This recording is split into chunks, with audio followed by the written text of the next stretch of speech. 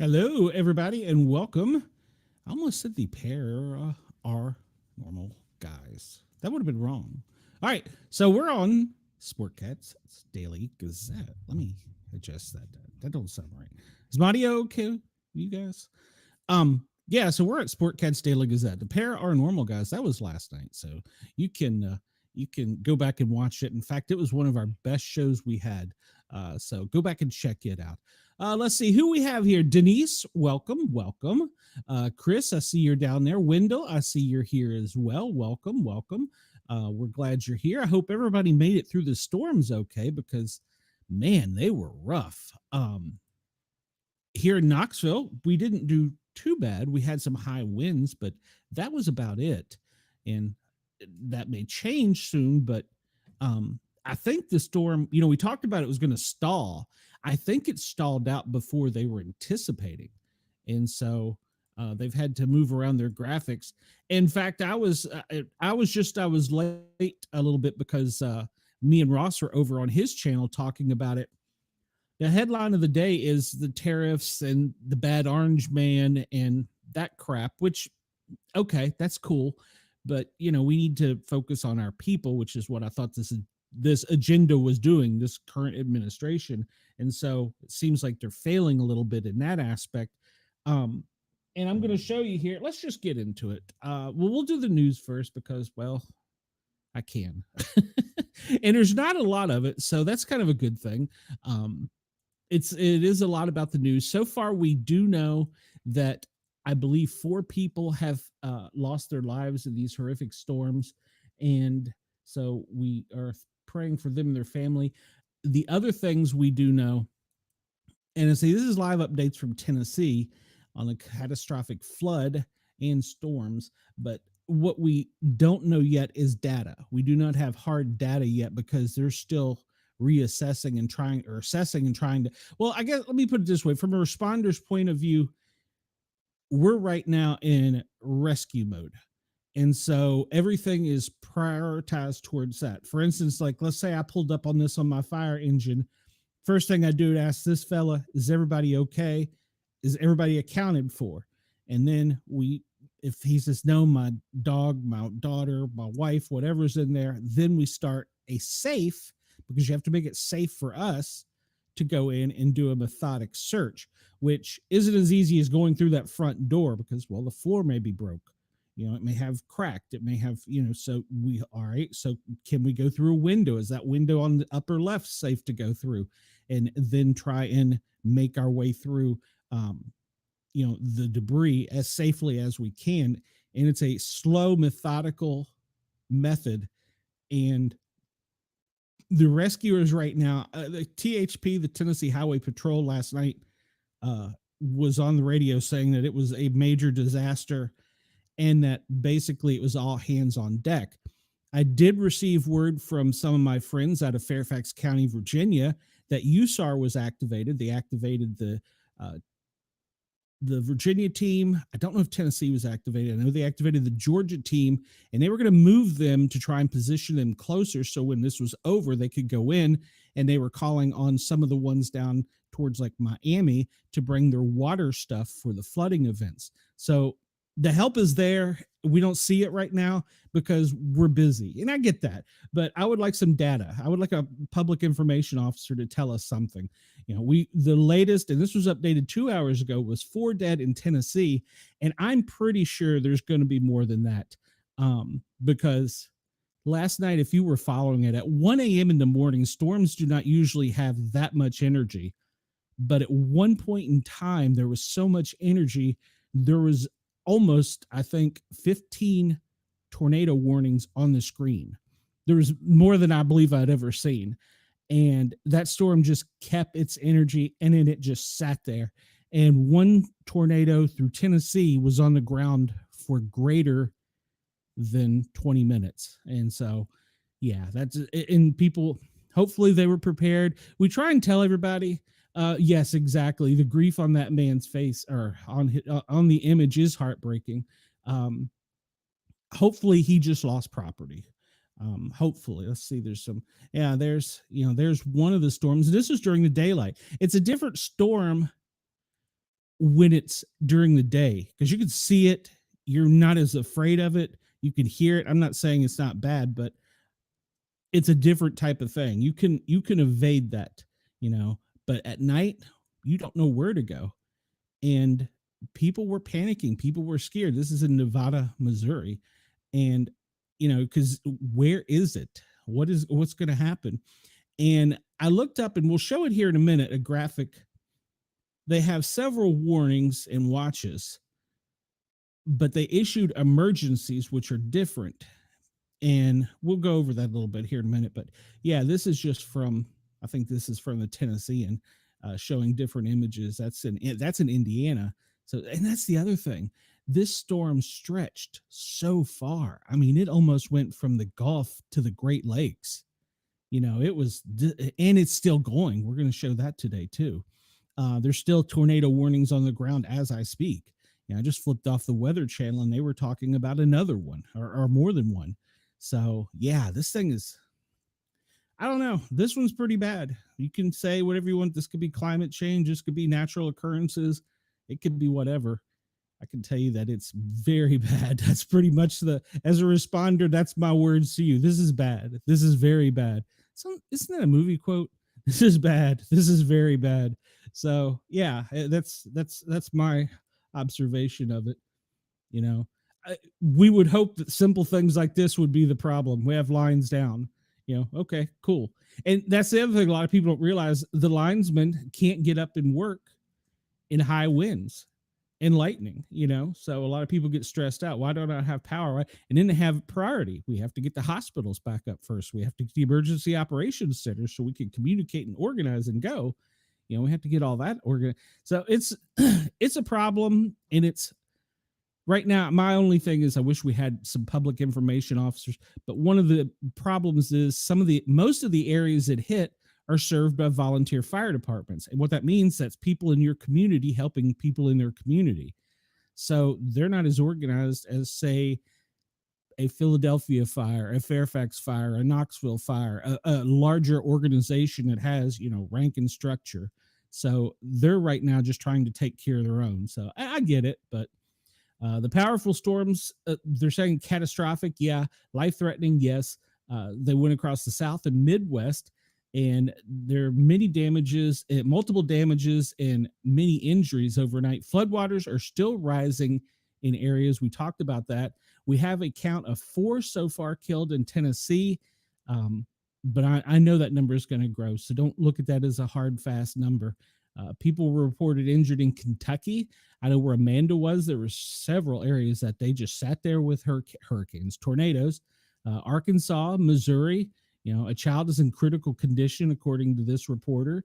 There was a warehouse collapse in Indiana, and there's actually a big firefighter event going on up in Indiana. So a lot of guys were there. So hopefully they can run out and help people. Nashville Fire Department. See, there's a larger department said on social media it's responding to several flooding and water rescue calls, and they're urging people, be cautious if you go out. My advice, if you're in this area, this area, pretty much from Cincinnati down to Texas, and you don't have to go out, keep the news on, keep somebody on, keep one of us on. There's several, I don't want to promote a certain YouTuber, but I'm going to. Max Velocity, man, that kid gives it his all, and he's on top of it. And it's kind of like me. It's a hot, sweaty guy in his mom's attic telling you the weather, but he's got some up to date information. I was watching him till about 2:00 in the morning, and he was surprised. He was amazed at it. Muncie, Indiana, severe damage to homes. I mean, we can look at the devastation. And these storms, when they form, think of a big vacuum cleaner that's pinpoint and spinning, and they just pull everything up. And the more intense they are, they will suck the bark right off the tree and the tree limbs up, leaving what basically in effect is a toothpick. That's some power. Let's see. The National Weather Service is among government agencies face significant staffing cuts under the new administration, and it temporarily stopped collecting some of its data. I don't think we cut anything that would hamper being able to tell the public, get out. Local governments and distributing sandbags in Arkansas, Missouri, and Indiana, and many rivers are going to continue to flood because this storm is stalled. Tennessee Highway Patrol said it was out in middle and west Tennessee Thursday morning after a night of tornado storms and flooding, and firefighters are searching through destroyed areas now. Carmel, Indiana, a suburb of Indianapolis, shared footage of bricks cleaved from a building. I'm assuming cleaved being they were sucked off, basically, and of fallen trees. No injuries were reported in that city. 4 people have died in Tennessee, as we reported, according to the Tennessee Department of Health, and the fatalities happened in McNairy, Obion, Fayette, and Hardman County.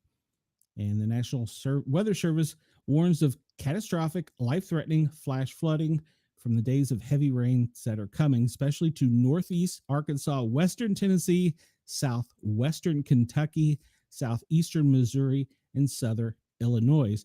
And this is supposed to go on through the weekend, up to 10 to 15 inches. The Indiana governor said the storm damage has been reported in towns throughout his state. The extent of the damage is still being assessed, and our office is working to take the next necessary steps. It was a long night in Nashville. I was following along on some of that. The Tennessee House has delayed its session today by 30 minutes because of weather, but it seems they are going to continue. They were on the fringe of it, so I'm not going to read that. That's kind of pointless, but here's what to do during a tornado warning. A tornado warning, this will lead us into my next thing. The National Weather Service issues 3 types of tornado alerts. We'll start with the basic one: a tornado watch, a tornado warning, a tornado emergency. And it can be broadcast on news, phone alerts. I showed you how the National Weather Service has a radio. You can listen to them. They update continuously across the country. Some communities have sirens. A lot don't. A tornado warning basically means it's an urgent alert, seek shelter, and that means that you were in that certain area and now there's one on the ground. There's a tornado on the ground. And we didn't mention fire, Ginger. So, there's one on the ground, seek shelter. And we're not going to get into that. And so a watch is when their potential is there, but a warning is when one is on the ground. And there's some confusion about an emergency. Let's bring this up. Chris says, Carmel, Indiana. Am I pronouncing it right? Or is it Carmel, Indiana? Is a very affluent suburb of Indianapolis. The homes and structures there are very well constructed, so damage happening there isn't a small deal. Okay, good knowledge. And this was a snapshot from overnight of the precipitation in the past 72 hours, and this is going into Saturday. They're going from, like we said, from the south to the Midwest. They're spawning tornadoes, flooding, and the bigger picture is they warn that the powerful spring storm, which this is the first of many, are going to continue, and it's going to move into Lower Ohio, Mid-South tonight. So this report has been updated. This is saying at least 5 deaths so far have been reported to the Missouri Highway Patrol. Okay, so is that 5 plus 4? So is that 9 now? Tornado damage was reported in 4 states and 4 people. Okay, so it looks like the total is 9 now. Sarah Huckabee, the governor of Arkansas, has declared a state of emergency. And let's see. So it looks like the count now is 9. If we count, Missouri has 5, Tennessee has 4. Let's hope that's the least of it. Let's hope that's it. But like I said, I'm afraid it's gonna only increase because of the size of the area that they must search. So yeah, well, all of this is pretty much stuff we talked about. It's going to rain. It's going to rain a lot, a lot. All right, so here's the tornado terminology I was just talking about. And there's been some discrepancy about this, but the word tornado emergency is basically a very rare and unique event. And one of the criteria is the debris field. Like I said, that that cold front and that warm front are causing a vacuum to pull everything upwards. And then, of course, it's a cyclonic event from there, and it's spinning up high in the air to where it comes down to rest on the backside of the storm. Or not the backside, would be the west side of the storm, the left side. But when it reaches a certain level, and if it's greater than 25,000 feet, I'm talking about the stuff that is vacuumed up from the earth. When it reaches 25,000 feet or greater, it starts to interfere with the radar services because they can see it. They can see the debris field, but they can't tell you where it is in that. They can just see that it's there until it basically calms down. So we have the watch, which means be ready, be prepared, have your flashlight in your pocket, a tool, a knife in your pocket, have a weather radio. So be ready, be prepared. Then when you're issued a warning, start listening, start tuning in. Where is it? Seek shelter. It's a tornado is a horrific event. They're hard to survive. So make sure that you are in a safe place, basement or somewhere. Tell somebody in advance where you're going to be. I kidded with my wife last night that I'm a ham radio operator. I said, I'll be under the desk on 2 meters simplex talking to somebody. And 2 meters frequency that we use in ham radio or simplex, national simplex. But yeah, let somebody know where you're going to be. And as best I can tell, because it's an exceedingly rare situation, it's an extreme and catastrophic threat to life. It's a very violent tornado. Seek shelter immediately at the best, safest place you can, because at that time, that storm can also spawn off others, and they may not be able to see the tornado is headed west. This one's headed east because of the size of them. And the term came up and started being used in 1999 by the National Weather Service. And then as of last May, it had only been used less than 300 times. Last night, I think I heard it about 10. So just to give you some, I had never heard the words tornado emergency. And I thought, oh, that's just something they're making up. But no, it's an actual thing. It's basically, we're at catastrophic level. And I would imagine, I'm not earthquake savvy, but I would imagine there's probably warnings and things that they use in the terminology for those that get to that next scale. So I don't know what they are. All right, so I was going through the news, and this was one I pulled up. I'm trying to get our minds off the horrible situation we have here in the United States. Yes, Chris, you are right. That chart should, let me bring that up. That chart should list the PDS, which is a relatively newer term, meaning particularly dangerous situation. It falls between a regular warning and a tornado emergency.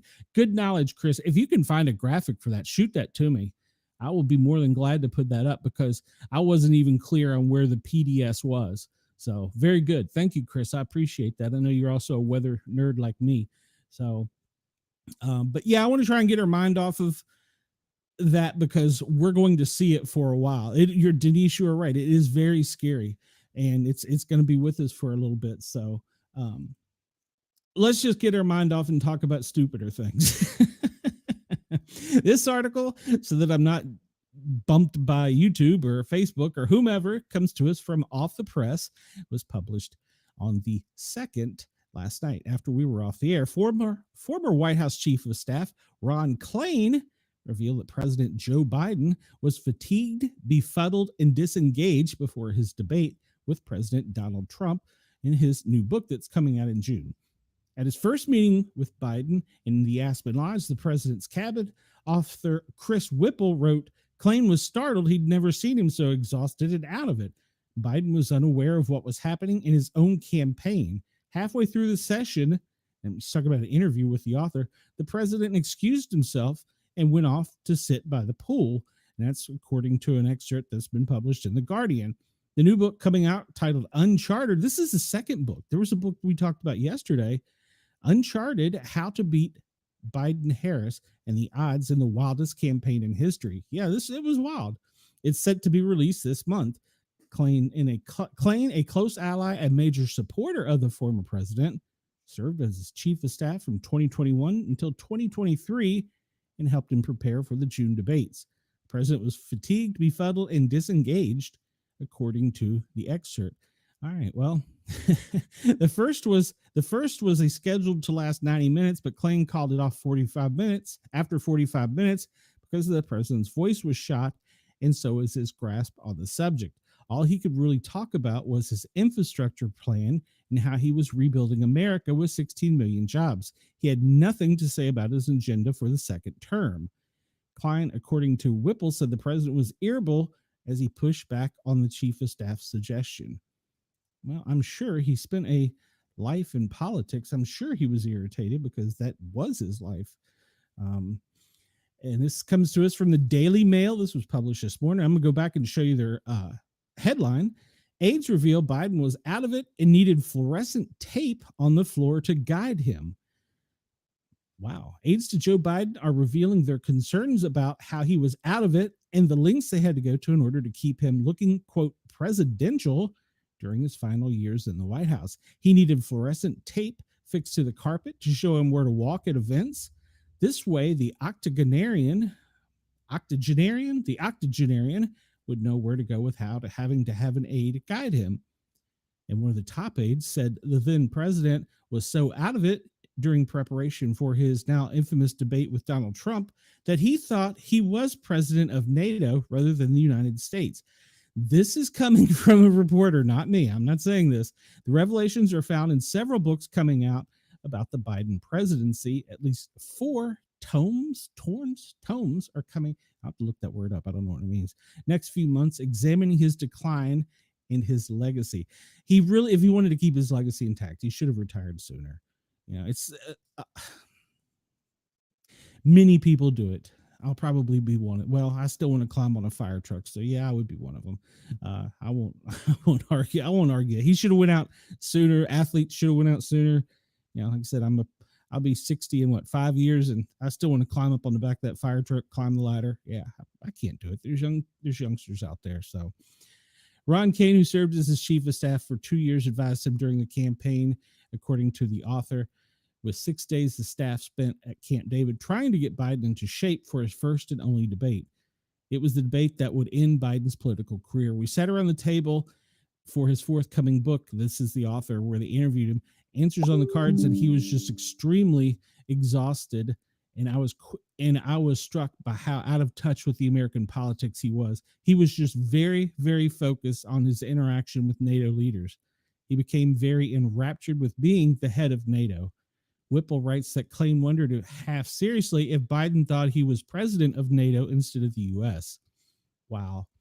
And then the debate, and after the debate, Trump and Biden needed fluorescent tape to guide him through a fundraiser at a New Jersey event so he wouldn't get lost.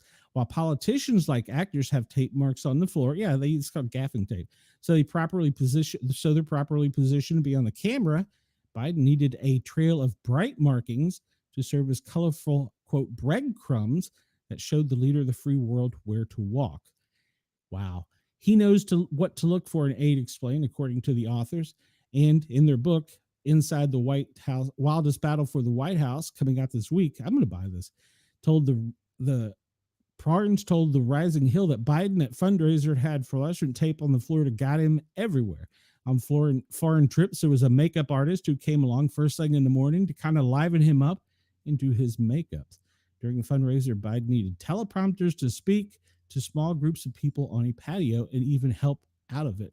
He still rambled and went off topic.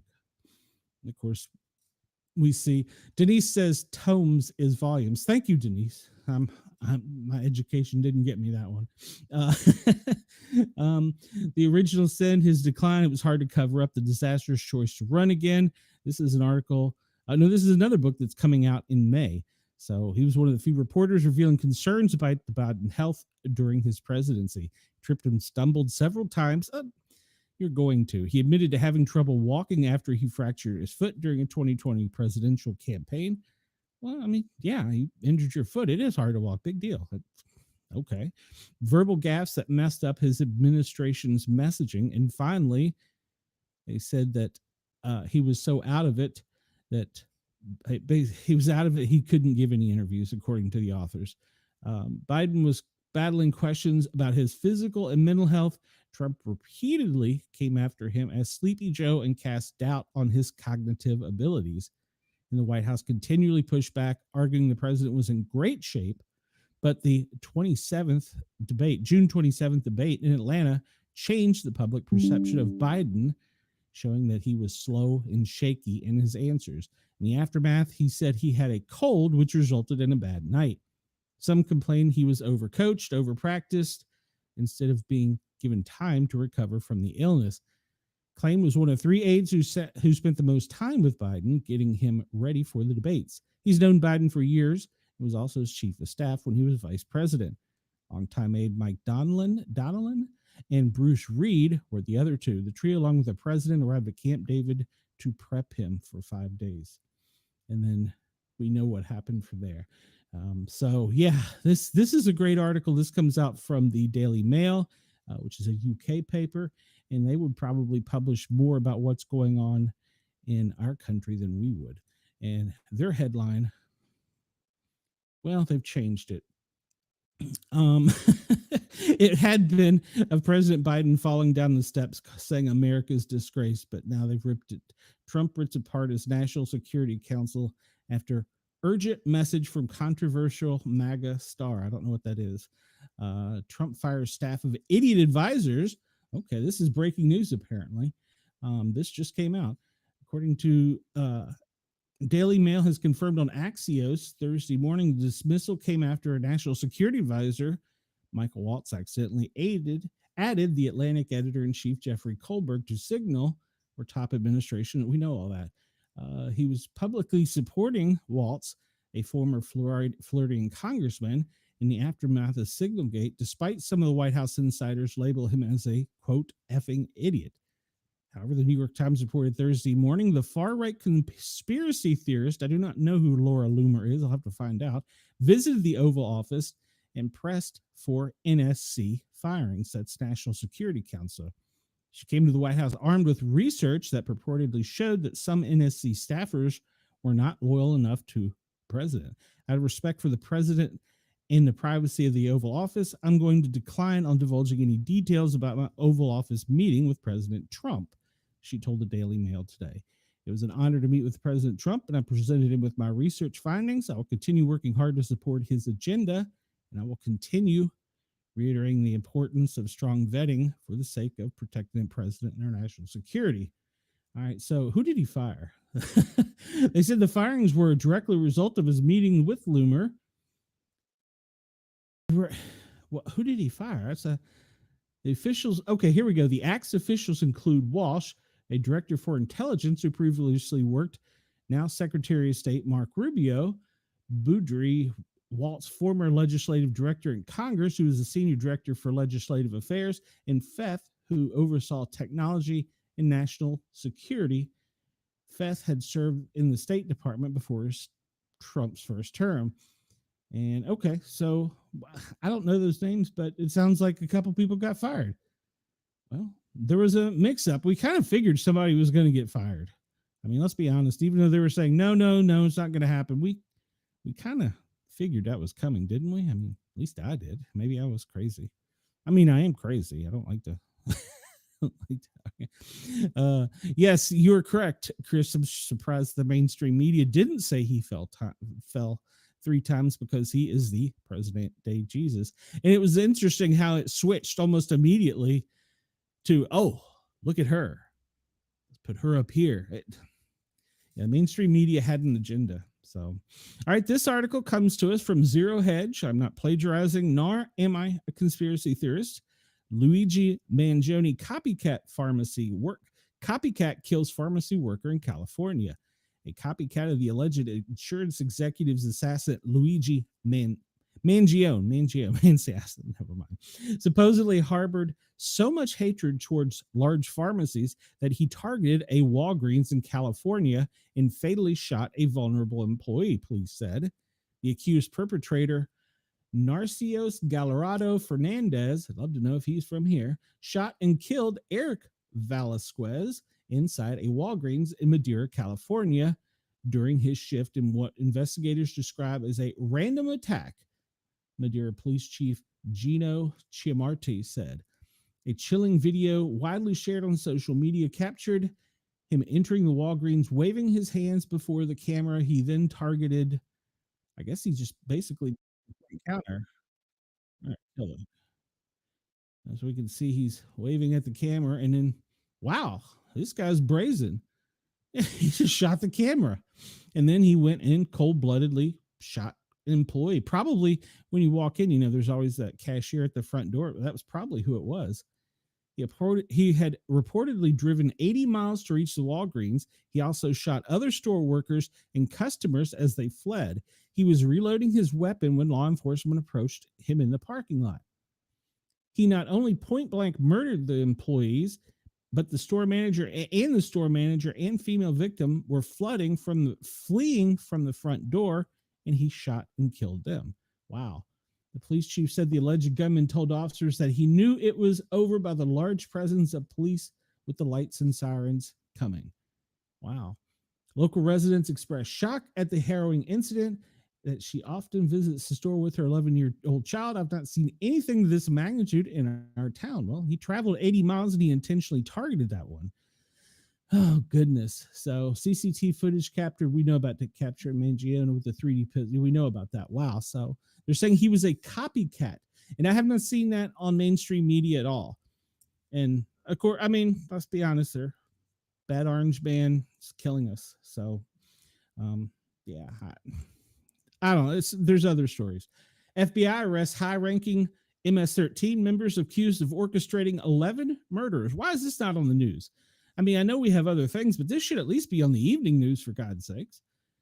The Justice Department announced Wednesday night that another high-level MS-13 gang member wanted in connection with multiple murders had been arrested in New York. Attorney General Pam Bondi said that Joel Vargas Escobar, an illegal immigrant from El Salvador, had been arrested on Tuesday and charged with racketeering conspiracy involving 11 murders. Vargas Escobar, I did it right the first time. Vargas Escobar, who was previously deported in 2018, is suspected of being part of the command and control structure of MS-13 in Las Vegas and California.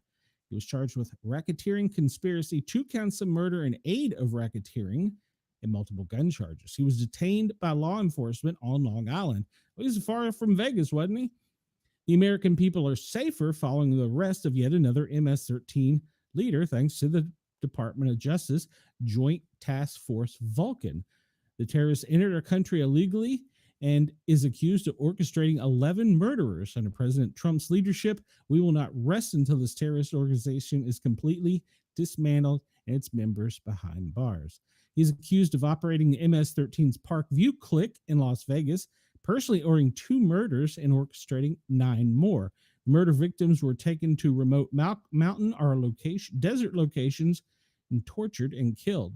The arrest is yet another violent MS-13 gang leader in a major win for the FBI agents, law enforcement partners, a safer America, and blah, blah, blah. It's going on saying how they did a good job. Okay, here's my question. When we deport him, do we just turn him back over to the other country? Why don't we hold him somewhere? Why don't we? Technically, why don't we? Oh, never mind. That'd probably be too far for even for even YouTube. An eye for an eye. That's what a book once said, I believe. Trump's ICE agents take more criminal aliens off the street despite sanctuary city protections. So this is up in Boston. This comes to us from Breitbart magazine.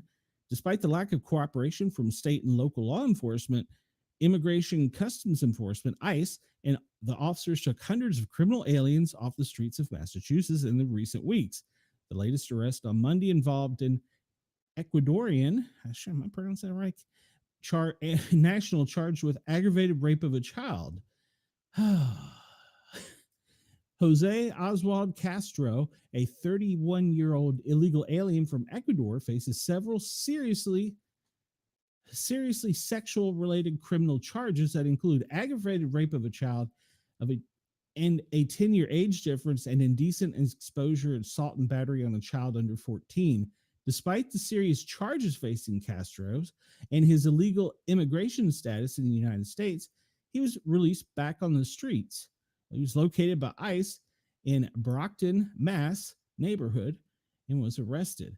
Authorities say he illegally entered the country at an unknown date at an unknown location and without being inspected, admitted, or paroled by U.S. immigrations. The Plymouth County Superior Court in Brockton indicted Castro in April of 2023 for aggravated rape of a child, 10-year age difference, indecent assault, and battery on a child under 14. He is now in ICE custody. Why was he on the streets? Speaking about the latest arrest, acting field agent director Patricia Hyde said Castro illegally crossed our borders and appallingly, yes, he did, victimize a child in Massachusetts. Castro has done unspeakable damage to our community that we cannot tolerate. Arrests like this only fortify our commitment to our mission of prioritizing the safety of our public by arresting and removing criminal alien offenders from New England neighborhoods. However, Massachusetts does have a law that says officers cannot detain an illegal alien for federal immigration purposes longer than necessary for them to ID them. That means they cannot honor ICE detainers. In addition to sanctuary policies in several cities across the state prohibit local police from cooperating with ICE agents and sharing information. And Boston City Council passed an updated version of 2014 sanctuary policy known as the Trust Act. The act prohibits law enforcement from honoring an immigration detainer filed by ICE and limits informal information sharing between law enforcement officers, basically the local, state, and fed, and they will not confirm their detention status or case information, making and locating and arresting illegal aliens even harder for federal officials. Wow. During 1 week in Massachusetts, they got 370 illegal operations that took place between March 18th through the 23rd and focused on targeting transitionally organized crime gang and egregious illegal criminal offenders operating in and around Boston throughout the state. They got MS-13, Tren de Aragua, 18th Street Gang, never heard of that one. Of the 370 illegal aliens, 205 were detained and had significant criminal convictions or charges. In some of these cases, some of those were arrested with prior criminal convictions and may have been detained by ICE sooner were it not for the policies. And it does not appear the policies are going to change anytime soon, according to this article. Why are people fighting so hard for somebody that committed a crime to come here and is harming our country? Why are they fighting so hard to keep them? I don't understand that. Somebody help me understand that. Trump's ICE captures fugitive illegal alien accused of killing a 13-year-old. President Trump's Immigration and Customs, it's not really his, it's ours, captured a fugitive illegal alien accused of killing a 13-year-old Christine Odette in a 2014 vehicle crash. They arrested a 46-year-old alien Ramira Guarvo of Mexico, who had been wanted on 2 warrants and had a final deportation date. On September 12, 2014, Christina's father dropped her off at a friend's house for a sleepover. About 30 minutes after dropping her off, Angel's dad, Chris Odette, said he got a phone call that Christina had been in an accident. All right. Well, days after Christina's death, he said he was still unaware as to what exactly occurred that took his daughter's life at such a young age. When an officer came to speak with him, Odette said police told him that Christina had crossed an intersection the night of her death and dropped her phone in the street. When she bent to retrieve her phone, a 36-year-old man driving without a license, shocker, hit and killed her. That man was allegedly Garcia. She was later declared dead at the hospital. Chris has been seeking justice for his daughter for over 10 years now, found out about his warrants for driving without a license and another speeding at the time of his death. The warrants were over 4 years old. Night of the accident, he was released from police custody and has never been charged with her death. Wow. He remains in ICE custody pending deportation from the United States. The first step for that animal should be at around 30,000 feet. All right. That'll probably get me kicked out. Jasmine Crockett, and we all remember her. She was the one that called, this is from Off the Press. This is not my opinion. This is me citing an article. Jasmine Crockett, we remember just a few days ago, she called the Texas governor Hot Wheels because of his wheelchair status. Well, apparently she publicly admits she wasn't qualified for her job. Representative Crockett from Texas on Wednesday appeared to boast that her being, and this is not my words, black was a big contributor getting hired as a public defender with no experience. She relayed the story during a House Judiciary Subcommittee committee on oversight in corruption of the FBI under the Biden administration. She used it as an argument to defend diversity in law enforcement. This is her quote. When I first became a public defender, I had no criminal defense experience. I walked in and I told my boss, Charlie, I said, listen, you should hire me. Charlie asked it, why? And this is her words, not mine, because I'm black. She said, Charlie looked at her like she was crazy. And she continued, and I said, let me tell you something. When I walk in, I'm going to walk in with a level of rapport and understanding that maybe some of my other colleagues will not. Charlie offered me the job. I worked my butt off really hard for all of my clients, not just those that, quote, this is her words, look like me. That is what it looks like to serve. Public defenders are lawyers appointed to provide legal representation to people who cannot afford their attorneys. Crockett's tale inspired intense mockery across X, many joking that the Congresswoman admitting to being a DEI hire. Those are not my words. Those are from Off the Press. That's crazy. Oh, I don't understand this one, but apparently we're having a little civil war in Congress, and it has to do with having a baby. Florida Republican Anna Paulina Luna is getting ripped by her, quote, disgusted MAGA female colleague after she forced a measure to allow lawmakers to vote remotely when having kids. Luna, who is 35, had a son in 2023 and has been pushing the bill alongside Colorado Democrat Brittany Peterson, who had a baby in late January. The Florida Republican has rallied against GOP leadership for not allowing lawmakers enough time to recover after giving birth. Isn't that a federal law? It's like FMLA. I thought that was a federal thing. Leadership said they will not consider at all allowing female members to vote when recovering from childbirth. Period. Not now, not ever. This is wrong, she wrote on X. I can't say that I disagree because I'm pretty sure in the civilian world you're guaranteed 12 weeks. But let's go on. Speaker Mike Johnson has been adamantly against Luna's effort, noting how the measure is unconstitutional and distorts the intended functions of Congress. He's fighting the measure. Helping new parents is a bad look. And the speaker has sought to clear the record by posting on X that he is actively working on every possible accommodation to make congressional service simpler for young mothers. Bucking the leader, Luna took an extraordinary method using a discharge petition to force a vote on the bill. Basically, she circumvented Johnson by gathering bipartisan support on a petition that they can vote on, regardless of what the speaker says. If a majority of the members signs on, you vote. The speaker did not take kindly to this and those around him, so he used the House Rules Committee to craft a rule to nix the vote on the Floridians' proxy vote bill, but that maneuver burned him after the vote crushed. Luna's legislation went up in flames after the parenting bill gained bipartisan support. The speaker was forced to shelf his planned votes for the remainder of the week, as all remaining work was to be tied to the proxy voting measure that was defeated.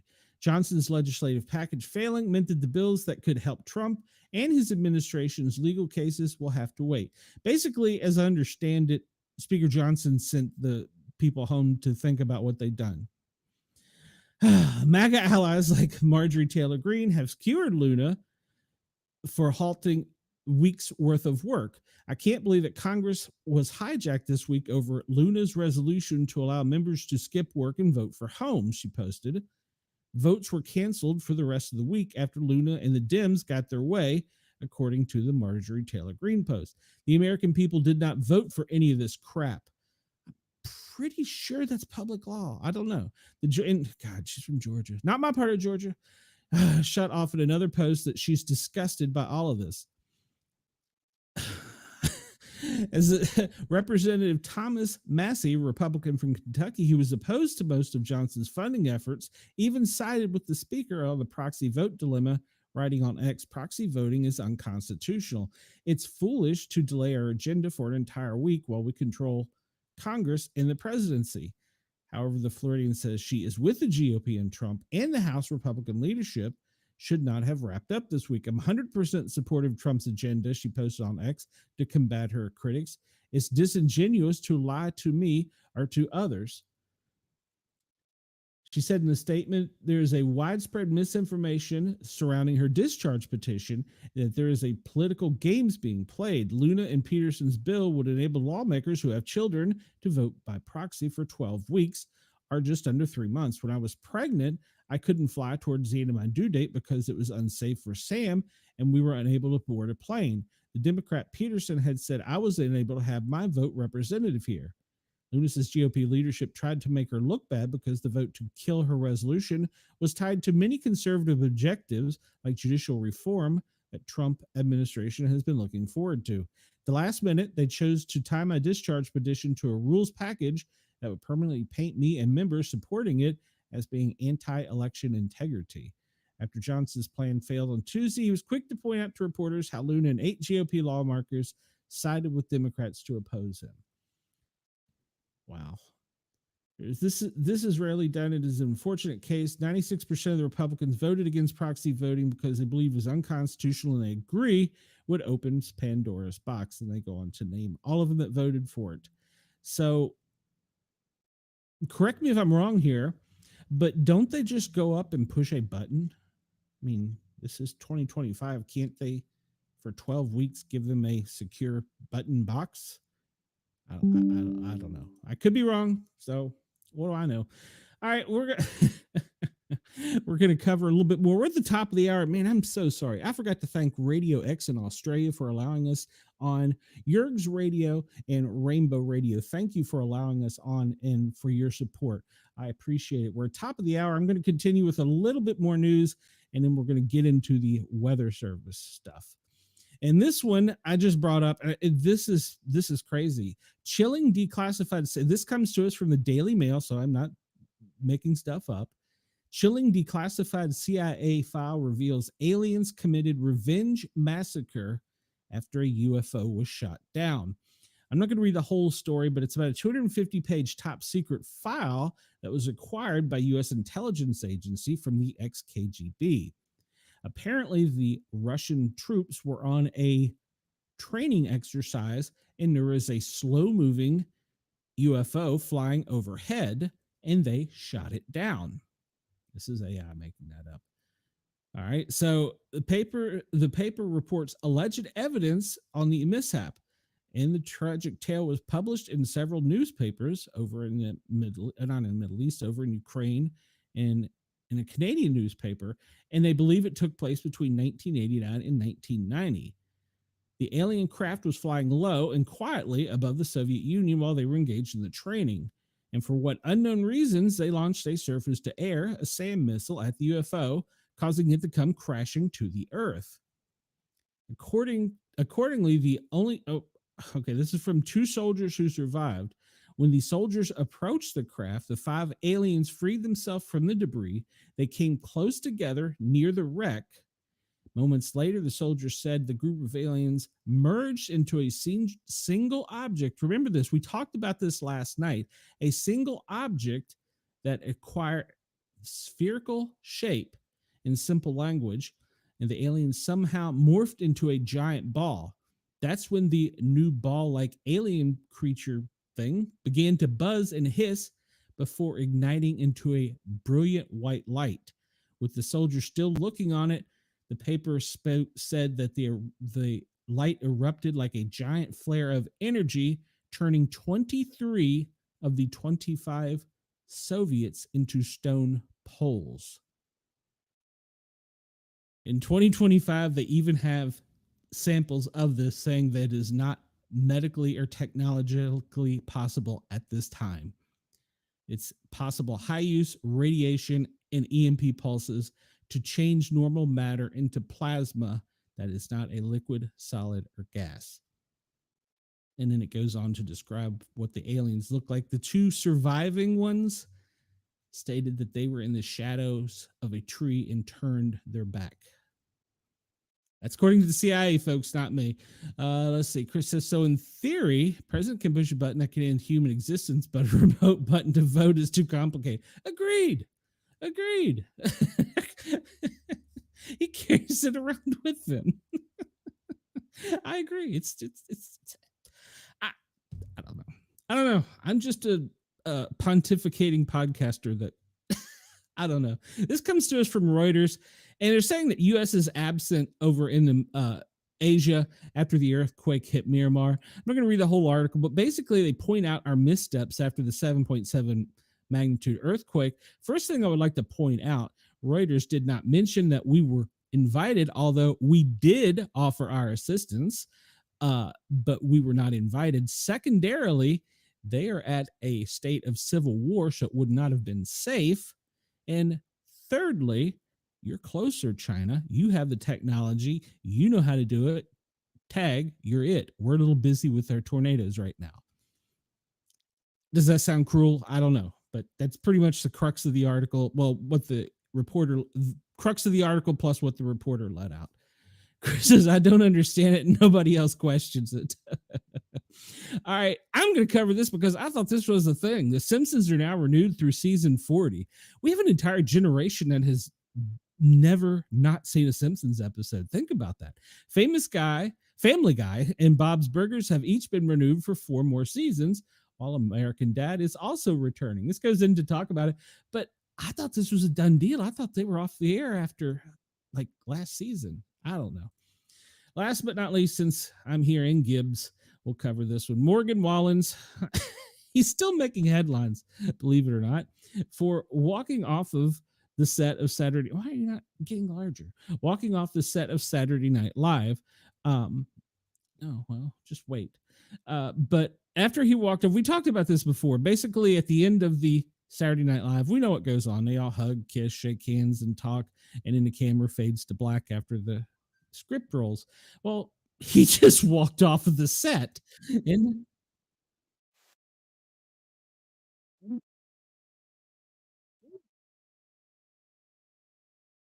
they play the music. He gives her a little hug. Yeah, deuces. I'm out. And he walked past the camera. So, and then he got on a plane and posted an Instagram, take me back to God's country. Well, was this a stunt?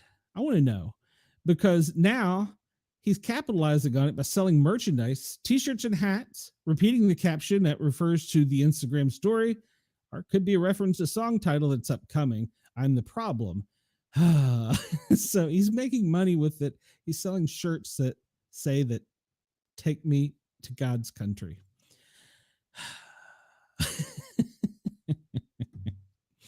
I don't know. Was it a sham, or was something going on?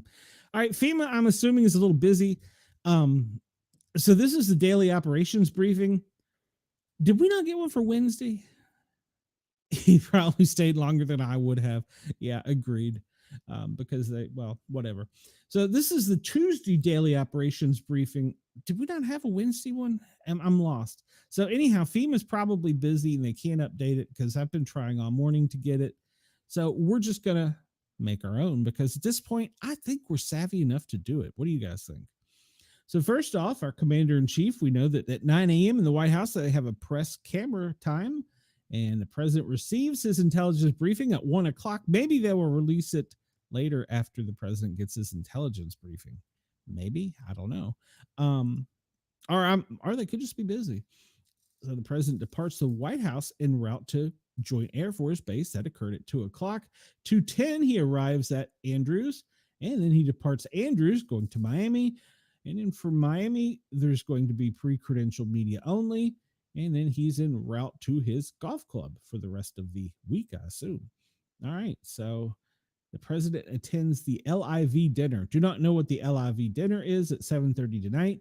And then he departs the National Golf Club landing zone en route to Palm Beach Airport and Palm Beach Airport to Mar-a-Lago. So there you go. He is going to be in Florida for the rest of the day today through probably the weekend because we don't have his Friday. He's probably taking a 3-day weekend. Hey, good time to take it when the entire country's getting tornadic activity. Good times. They all do it. Every one of them. Okay. Let's see. Chris says every day should say 9 a.m., 9 p.m. Great things are happening that are the topic of many conversations. Many, many wonderful, beautiful, perfect things.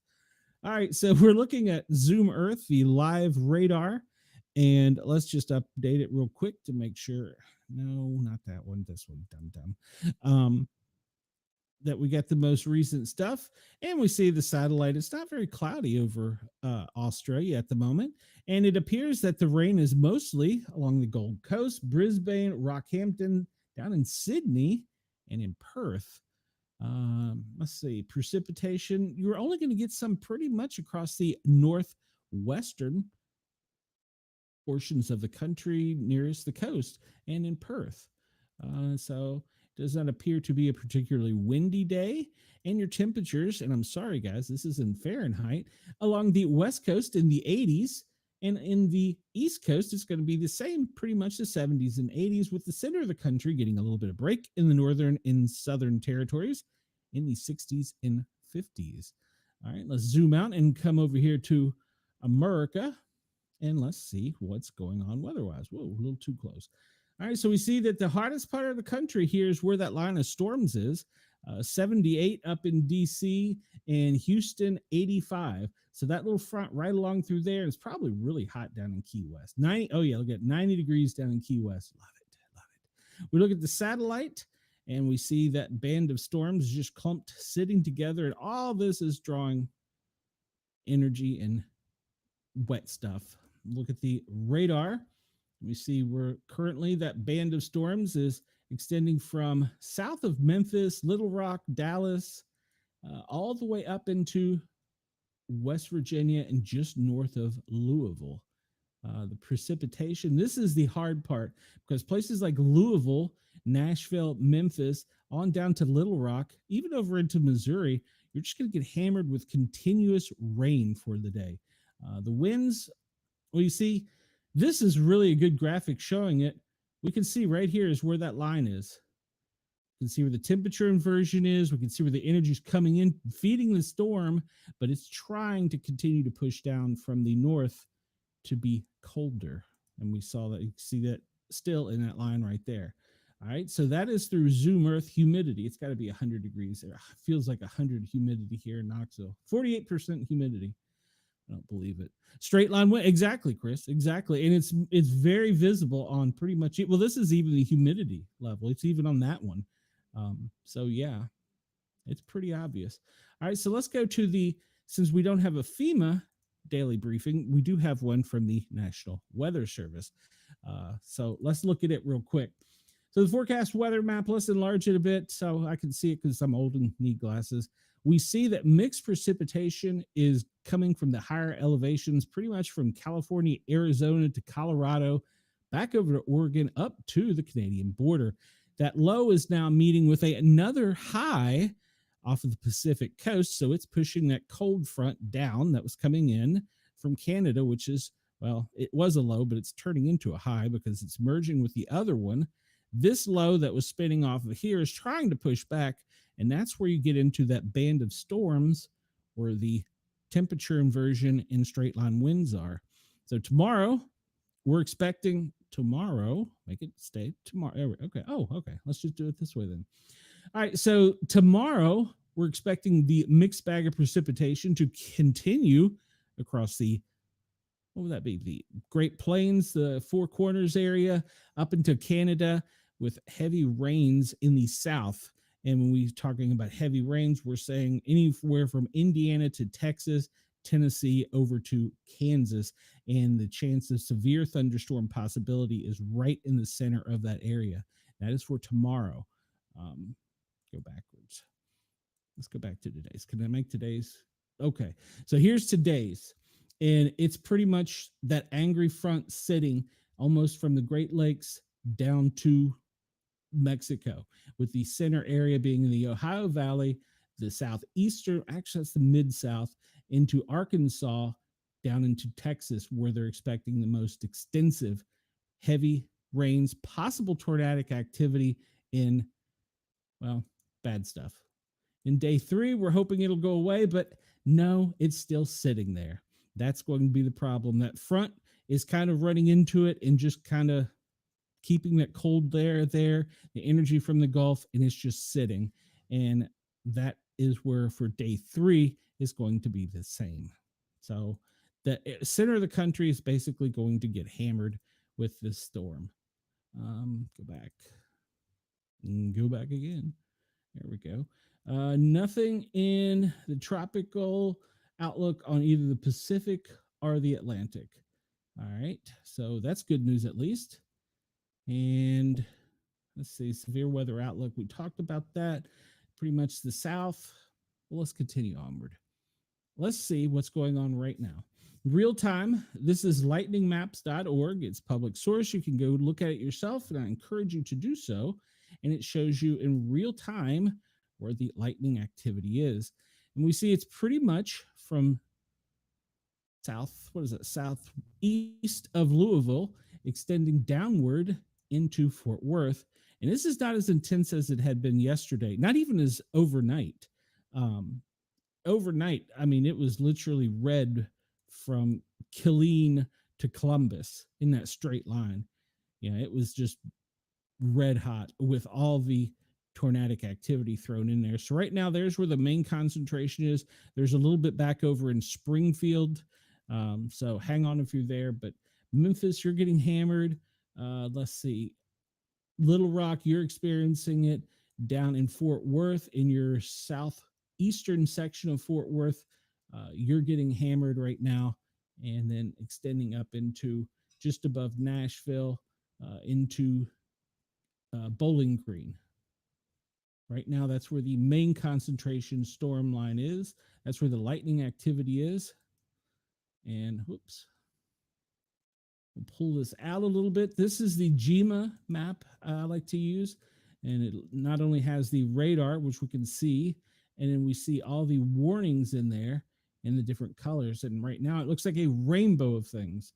So I do not see any tornado warnings at the moment, which is good news. I see watches, but I do not see any warnings. So that is good news. All right. So, and yeah, that came from the Great Lakes down to Texas, from Kansas City over to Nashville, West Virginia, back over to parts of Illinois. That whole cone right there is just going to get soaked for the next 3 days. It stalled out a little bit before they anticipated it, because I thought it was going to be further over closer to Nashville and Knoxville, but it stalled out a little earlier than they anticipated it. So being here in Knoxville, we're just getting high winds at the moment. So, all right. Weather warning. This is a public access site. I encourage everybody to check it out. Weatherwarnameritech.com is the site. And we can see here, well, we'll just go through it. The severe things right now are the Kentucky flooding, thunderstorms in Kentucky, Tennessee, a flood advisory, Missouri, a flood advisory, Tennessee, we talked about. Hey, there we go, Chris. Chris says, those night videos of tornadoes that are illuminated by lightning are such terrifying things to see. Yes, and then they add in the rain wrapped one where you can actually see the rain wrapping around it. They posted one on, I guess it was X last night, and it was, well, then I guess that's the wind blowing here. It was quite scary. Either that or the government just came in and shut the door. I don't know what happened there. I'm going with wind. I'm going with wind for my sanity. All right, so Texas severe thunderstorm warning was just issued. We have the flood advisories, the tornado watch in Kentucky, winter advisories over in Colorado, and watches, winter storm watches. Tennessee has got tornado watches, as we just discussed. So does Kentucky. Arkansas, Mississippi as well. Montana has a special weather statement below 5,000 feet. And winter weather advisories. There's all kinds of special, but basically it's flooding and raining, but I don't see any, thank God, tornado warnings. I see watches, but I do not see any warnings, which is good news for us. Good news for us. All right. Look at the activity here, and you can see the radar. That cone right there is really where it's the hottest, pretty much just west of Nashville up to Louisville, back down to Little Rock. That's the area that's really in the hot seat today. Thunderstorm activity, pretty much as we described right there. It's that red cone. Look at the wind, and we're getting a little, obviously you heard it, we're getting a little wind here, and so and the possibilities for tornadoes goes from the Maryland up by Andy corner right there, Delaware, Maryland, New Jersey, the tip of Northern Virginia, across most of across West Virginia, most of Kentucky, part of Tennessee, slicing it in half, going down to Little Rock all the way to Dallas. That is where the possibility where tornadic activity can be. And let's see, I'll refresh this just to make sure I didn't miss anything. Yes, thank you. And nothing. All right, so no new. They're just all watches. Good. That's good news for us. It is no warnings out currently. All right, power outages. I was surprised when I looked at this. Obviously, power's out in the areas that are affected by the storm, but I thought that this would be much different graphic this morning. So we see that Michigan is still having people that are without power, 113,741. Down in Indiana, you have 67,000 people without power. Over in Ohio, 32,000. Kentucky, 14,783. I did check on my Kentuckian, and she is okay. Arkansas, you have 15,448 without power. And down in Texas, you have 19,475. I have not heard from Brenda, but I'm assuming she's okay because most of the activity was to the northeast of her. But you can see that line right there is pretty much where the storms are, and it's pretty much where they're going to sit. So Chris says, I want to send out a test message before Andy, just an attempt to throw him off. Exactly. I told him we'd talk about that, and he just kind of laughed it off. Like, he didn't take it serious. I'm like, no, Andy, we really do. We talk about you every day. We miss you that much. And he's like, nah, you don't. He's a good guy. He really is a good guy. All right. Let's see here. I just updated this. This is the wind map, and it was updated as of 2/10/14/10 with a top speed of 30 miles per hour in the U.S. And let's see if we can find it. What do you bet it's around Denver? I'm going to bet right around there. No, it's not. They're only having about 15-mile-an-hour wind gusts. All right, let's go to the Windy City in Chicago. That's only 8. So where are the windiest sections of the country right now? Well, it looks like that little front. That little front. It's pulling energy from both the Atlantic and the Gulf going up into the northeast. And you can see it's still trying to push down and out, while this one coming from the west is trying to push back against it. It's crazy. Let's look at our air quality. I'm thinking today can't be that great because I've been sneezing my head off. All right, so this is our air quality according to the government at airnow.gov. And it looks like here in East Tennessee that it's fairly good. We do sit in the valley of the Appalachians, so right in there is what would probably be the worst. And that wind is up a little bit, as we see. Chris, you're in a clear. It looks like, Denise, you're in the clear as far as not having too bad of a weather day today, which is good news. Ken over in Virginia, it might be on you. Yeah, it looks like Ross is okay down in Florida. Air quality is just sitting along pretty much the Gulf of America, from the Panhandle across down to Monterey, pushing up a little bit towards Dallas. Well, actually, yeah, towards Dallas and into Arkansas. But the air quality is overall not too bad. Of course, the big cities on the West Coast all have problems with their air quality. Now, I wonder why. This has got to be because of the higher terrain. Maybe, I don't know.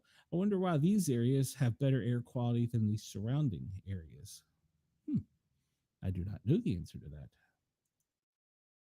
I'm befuddled. Yes, I am. No, thank you. All right, this is from the Weather Channel. Jurgs and I were discussing this early. Really, they're the authority on weather because there's not many other places that do it. I looked, like I said, at News Nation. I looked at CNN. I looked at Fox, and they were all covering Big Orange Man. And the weather to me is more important today, but bad Orange Man. He's saving us money. Tree pollen map today. Well, look at that. Pretty much all of the Carolinas are in red down to Atlanta, over across Birmingham, and up through the Appalachia Valley into Tennessee. You can see with the winds, it's pushing it further to the south, and with the warmer temperatures, it will continue to rise. So tree pollen sucks today. Weed pollen, I really don't know what weed pollen is, but it's non-existent today. There's no weed pollen today. But there is grass pollen. What is the difference between weed and grass pollen? Is it really that big of a difference? We can see that it's pretty much the same as the tree pollen today in the southeast. The breathing index map shows that, well, no thanks, go away. We should be breathing fairly clear through most of the U.S., except for maybe down in the Gulf of America, down around Mobile, Alabama, or over on the coastline, the borderline there in Texas, in Tucson and Phoenix. That's the breathing map. Am I going too fast, guys? If I'm going too fast, just say something. The aches and pains index. Do we have one that says aches and pain in the... Oh, never mind. So it looks like most of the aches and pains are up in the New England region of the country. Some in Michigan. Maybe some related to the heat. Well, no, it wouldn't really be heat over in the Colorados up into that area. But for the most part, barometric pressure is just sitting there.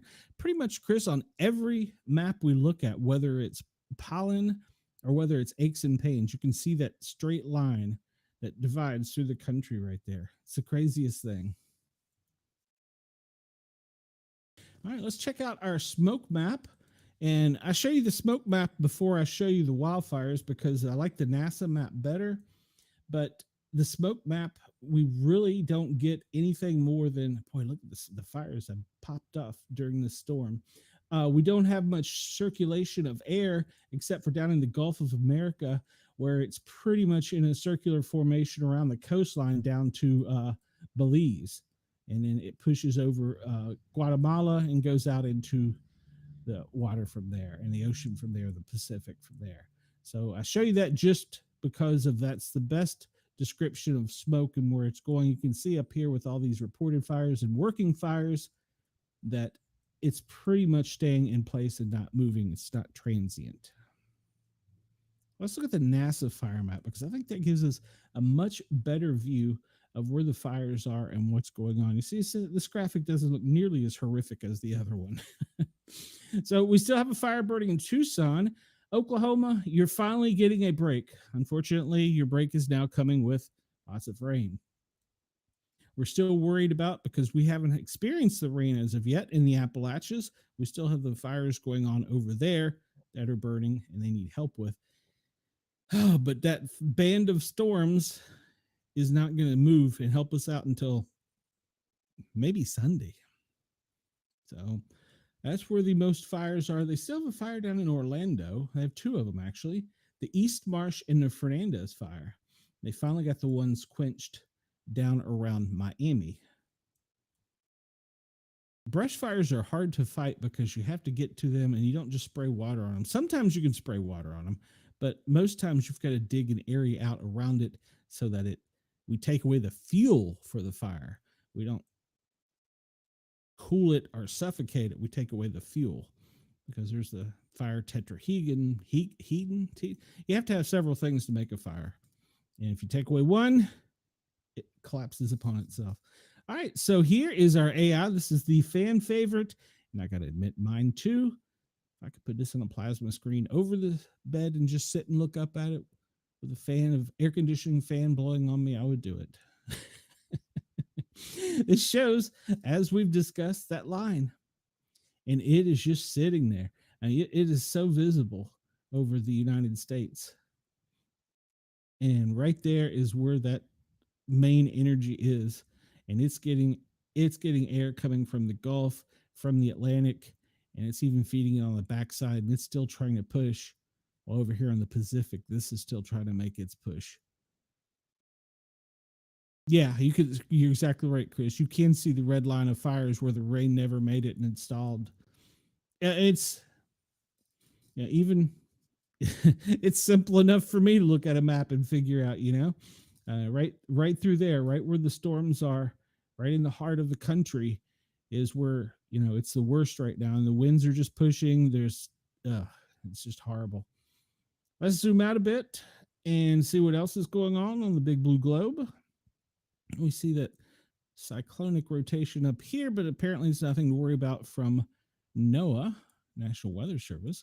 Let's go down here to our friends in Alaska, because we don't want to forget them, even though we're really concerned today about the tornadic activity here in the States. We don't like to forget about them. Well, it looks like, as we discussed earlier, it's not going to be too windy across the country today, except maybe kind of down on that'd be the southwest side.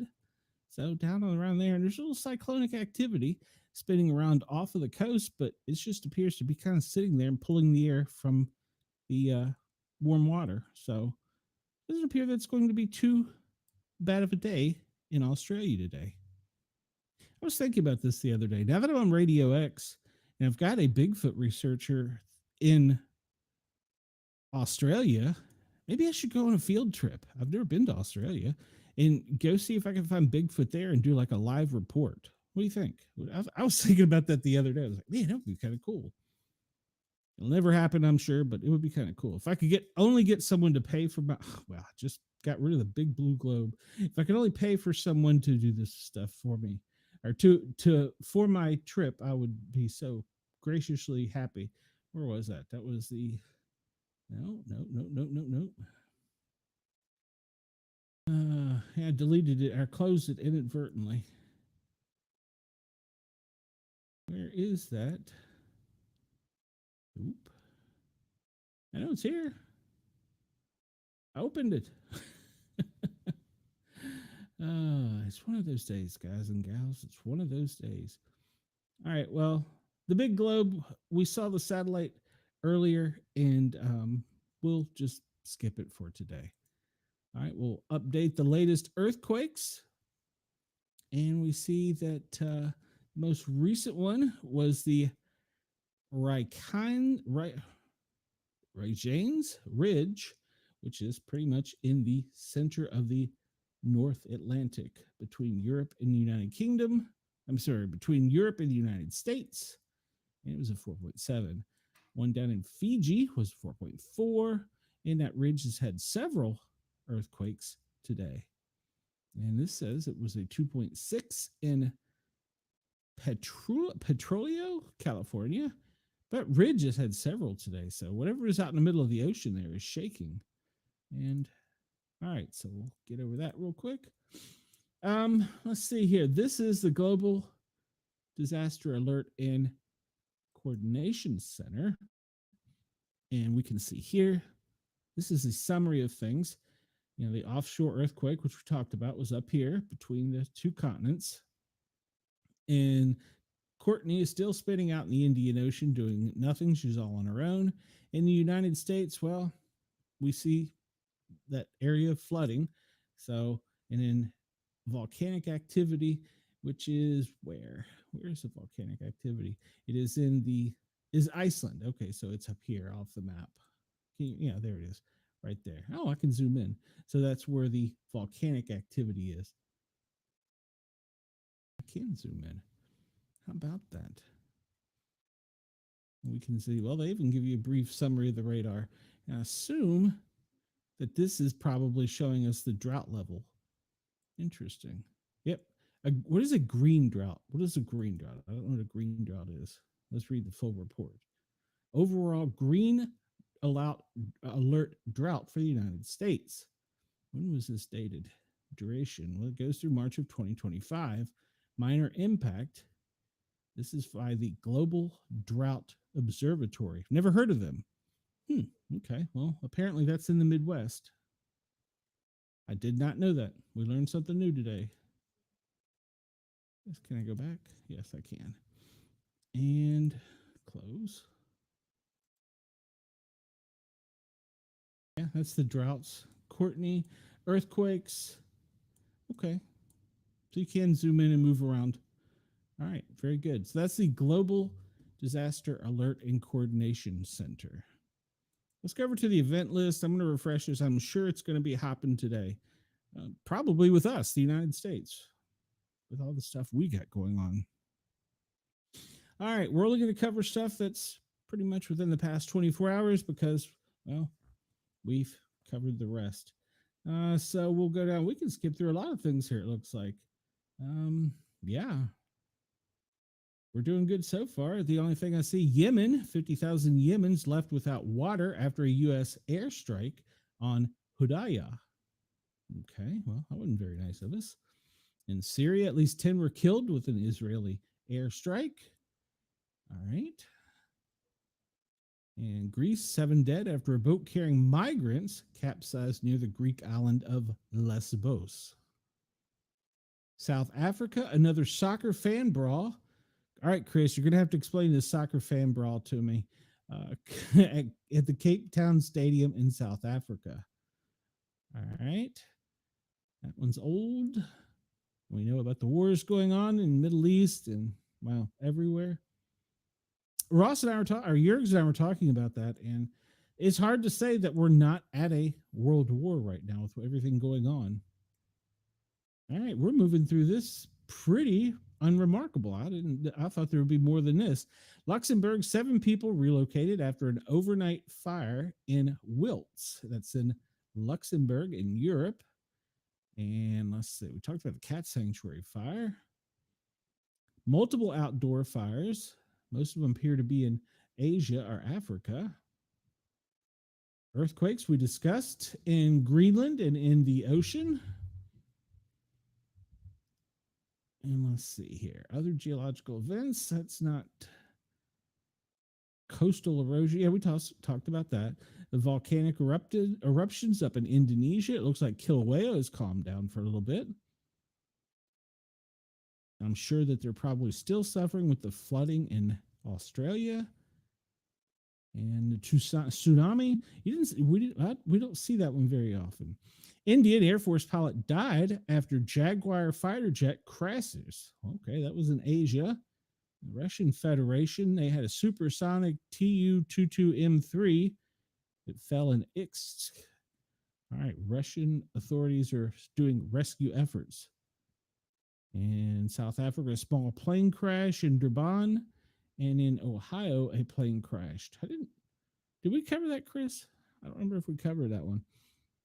Chris says, just big mouth drunks from both sides, I guess. Yeah, you're probably right. You're probably right. Public road incidents. Bangladesh, a head-on collision in southeast Bangladesh leaves at least 10 dead. All right. In India, at least 5 dead after a bus collided with an SUV. I think we covered that one. And yeah, we covered it. What is it with buses and crashing? I don't know. Yeah, that's crazy. In Nigeria, 9 injured as a fire guts a ferry in Nigeria. Okay. And is that old? Yeah, that's old. And we cover the droughts, extreme rainfall, Canada, New Zealand, United States. There we go. Hail, well, pretty much the South. Hail, yeah. Heat wave. Mexico still suffering with their heat wave. I think we're about to have one here in the South. When the storm passes, it's going to humidity. Whew. Persistent thick fog, severe weather. Yeah, New Zealand, fears of flooding as downpours hit. The United States has caused 900 delays and 200 cancellations at O'Hare. Yeah, that doesn't surprise me. Severe storms batter the Greek islands. That's an idea. Let's bring that map up.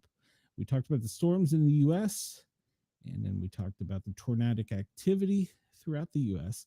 Let's see if I can bring that map up real quick. Where is that map?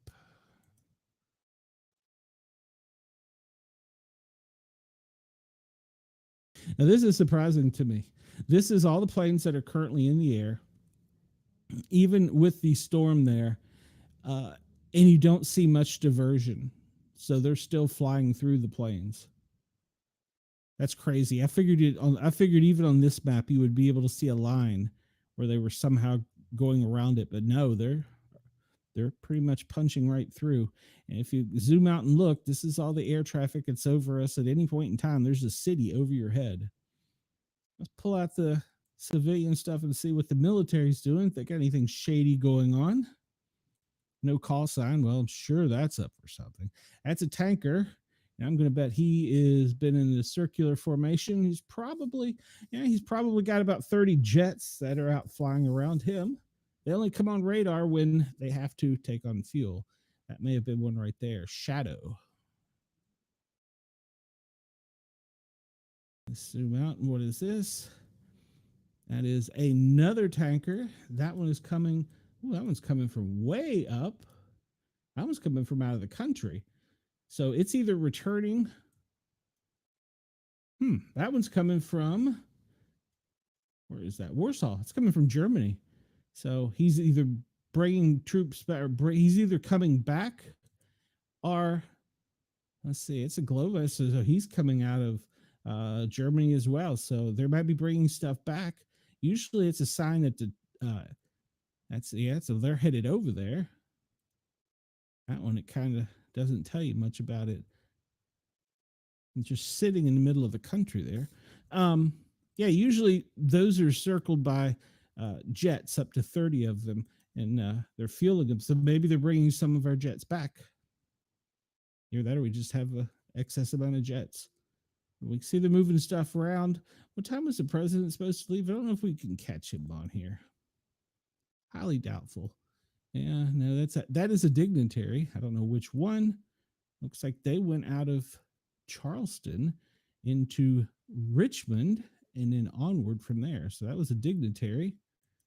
And that is a training flight that they're doing out of Maryland. They teach them in these little guys, and then they put them in the trainer jets. And of course, we know that the helicopters circle that region all the time over the Chesapeake Bay, probably looking for Andy. That is up here is the corridor that they always talk about as so dangerous. I don't see anything. There's a bunch of trainers out today. Bunch of them. So we've got some fighter pilots in training. Interesting. But I only see that one tanker circling the center of the country. Otherwise, I don't see much else going on as far as that. I don't know what got me off. Hold on. Where was that one? Is it that one? B-17. Is that Air Force Two? That may be Air Force Two. I don't know where our vice president is. That is currently over Charles. It's a dignitary. I don't know if it's Air Force Two or not, but it's coming out of what is that? O'Fallon Airport? Yeah, go away, stream, whatever you are, Twitch. All right, I got sidetracked with this. Sorry, guys. I'm probably boring you with that. I just got kind of sidetracked with that one. We'll stop. I don't see anything too major going on with our government, but there are some dignitaries out flying around. There's a Canadian one. I don't know what it's doing, and it's coming from the south. Maybe it's taking somebody, but yeah, I don't know. The empty ones, you can't never tell what they are, so it's hard saying. I don't know what the dignitary is. That could have been Air Force Two. Oh, well, boom. That led us right into this perfectly. I wasn't even thinking about that. All right, so this is the Sky Vector. We can find this online at Sky Vector, and it shows us temporary flight restrictions for both civilian and commercial and drones. And as we've been talking about that line of storms, well, that's what they call a significant meteorological event is right there. And see, it extends from Texas up to Cincinnati. And then you can see that that's probably the fires right there in the Carolinas, if I had to guess, where they have no-fly zones. That's so that they can do firefighting operations. We see the normal one up here. This one is probably, that's the Rockies and Phillies. I'm a little surprised this hasn't increased them. Well, it has, well, no, it's the Red Sox and Orioles. That's the Indies game. Where is, I'm surprised that with him on the move, it hasn't increased or we don't see a different one. You know, that might be why we saw the north to south flights from the tankers, that they're fueling the accompany aircraft from DC down to Florida. That may be what that flight was now that I think about it. But I don't see any other things there that stick out. What is this one around? Okay, that is a power grid, but they've got an extremely large area around it circled out. I don't know. And air show, security. I don't remember, where did they say he? No, his would be much larger than that. He's going down. He was going further down into Florida, so he's going to 2 points in Florida. Probably. Let's see. What is this one here? Yeah, it's kind of small, but he's not in the dot yet. So, and space operations off of the coast. When is Fram 2 supposed to return? I need to check on that because they were going to be up there but for a few days, and I've still yet to see any of their footage. All right, so that is Mar-Lago, and they have extended it. That's probably just where he's going to be the rest of the day, and they've just got the temporary flight restrictions up there. All right, we just looked at that one. And let's see. Well, if they're coming home sometime soon, they should have somewhere on here, they should have a special area for them to come down in. That's probably for the Hawaiian volcano, if I had to guess. We never really take a look over here much. And those are all for drone operations. Come back stateside. I noticed, and I don't know if you noticed, but they still have that small, tiny one for security. They're no longer calling it space operations, though. So let's look and see. Are they still doing it in Salt Lake? They still have space operations in Salt Lake. I don't see it on the map. I'm bearing straight here, but I don't see it on the map that they have space operations. Oh, wait a minute. Hold on. Oh, this is Salt Lake. They do have space operations. And that is Salt Lake. So, yes, they still have that going on. For some unknown reason, they have a flight restriction for space operations. If they're going to launch a something or another, I don't know. Space operations off the coast of California. I wonder if that could be for their return, because I think they're going to come down in the Pacific. That's awful close to, well, I mean, I guess it looks close to shore, but that's awful close to shore to me. Coming in at 16,000 miles an hour, that probably looks kind of small to them too. So security, that's straight. I wonder if that is from where they're going to make entry and then they're going to come in. We need to check and see when Fram 2 returns so that we got that intel. All right. That's pretty much it for, I mean, I'm kind of hopping around, but that's pretty much it for the flight restrictions. I don't see anything too crazy. Nothing out of the ordinary. I mean, besides for maybe why are there space operations in Salt Lake City. Reds Brewers game. They've got air security above it. And a lot of these are just sporting events. All right, let's go. We'll look at Bit Defender next. And we can see, and Jurgs and I were talking about this, and we're talking about, are we at war? Well, we're sure getting attacked a lot. And it looks like it's coming from China, Asia, Russia, and it's all coming to America. So you decide, are we getting attacked? According to an open website, Bitdefender, which shows cyber attacks, there's a whole lot of things going on. You see the attacks in red, the infections in yellow or orange, I guess, and spam in white. Okay, I did not just move the map and it just changed, or is it my imagination? I have no control over the map. All right. Yeah, it just well, it may not have done it for you guys, but for me, it totally changed. Unless I had a senior moment. But yeah, all right. And oh, we haven't done this yet. We'll do this real quick. Let's go to region. There's one last thing I want to show you before we get out of here. We'll show you in a bit. All right, we zoom in here. We see all these are meteorological events. Warehouse collapse in Brownsburg, Indiana.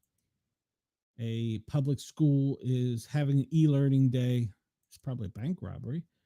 And it says Nevada. That can't be right.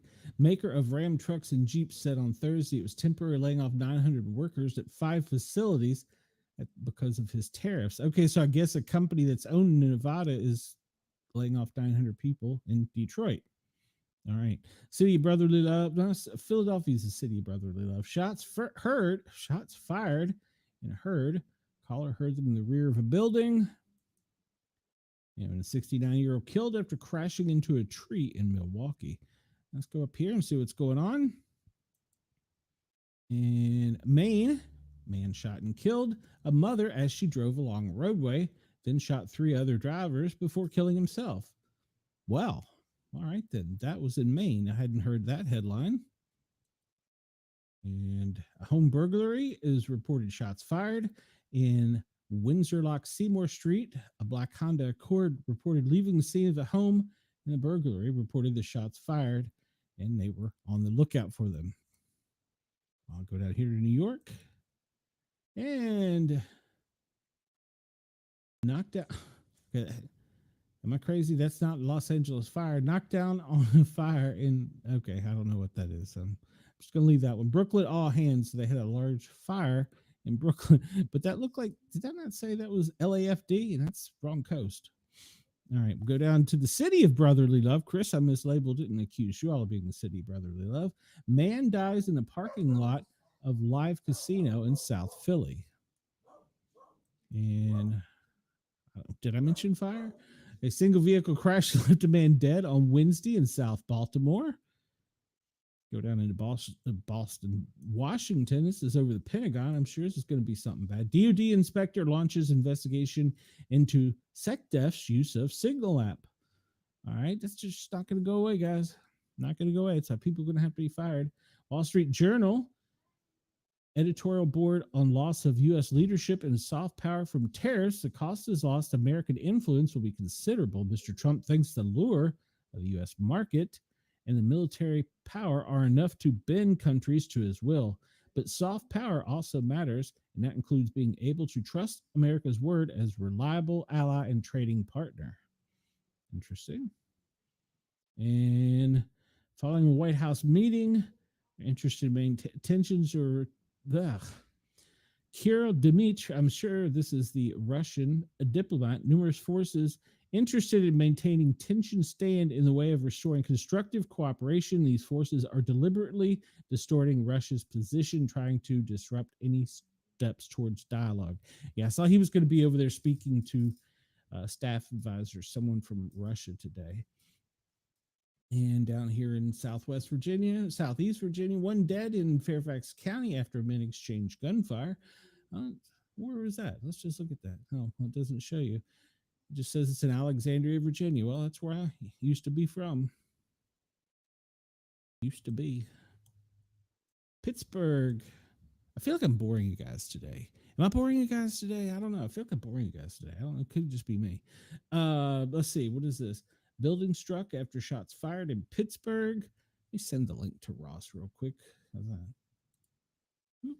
Let's get this over here. Down. Let me find Ross. Add guest. Copy. Add Ross because I know he's got a show coming up here soon. And Chris, I just saw you sent that. I'll look at it here in just a second as soon as I find Jurgs. I know I've talked to him today. Oh, I'm so tired from staying up watching that storm last night. It's just, it's been a lot.